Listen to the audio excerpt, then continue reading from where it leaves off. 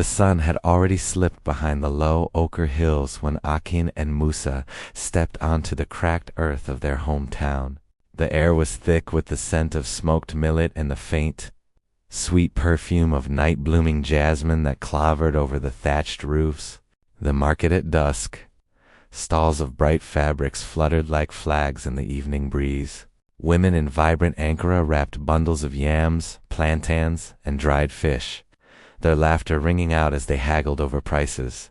Musa, ever the artist, paused at a stall where a young girl was sketching charcoal portraits of goats. He knelt beside her, whispered a quick tip about shading, and the girl's eyes widened, her grin flashing a gap-toothed smile that made the whole market feel a little warmer. The river's lullaby. After the market, the friends slipped down a narrow path to the river that cut through the village like a silver ribbon. The water, cool and clear, reflected the first stars. Children darted in and out, their feet splashing, while elders sat on smooth stones, their voices low as they recited old folk tales. Akin listened to a story about Olusegun, the brave hunter who outwitted a mischievous spirit and felt the weight of generations settle gently on his shoulders. Evening feast under the baobab. When night fell, the whole village gathered beneath the massive baobab that stood like a guardian in the center of the compound. A fire crackled, sending sparks up to mingle with the constellations.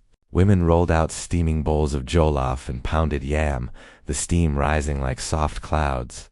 Musa helped serve, handing a bowl to an elderly woman who thanked him with a toothless grin and a whispered blessing.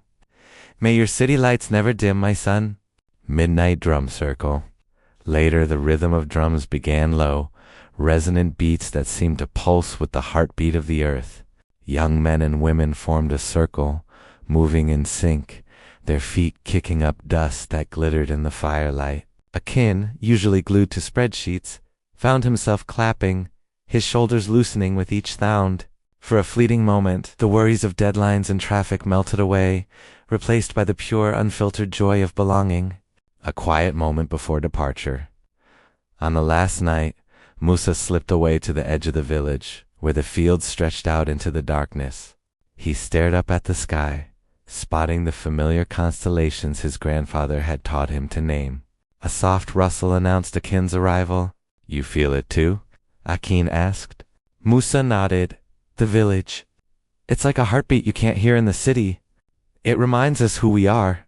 The fire's embers faded, but the memories, vivid, warm, and unmistakably alive, stayed with them.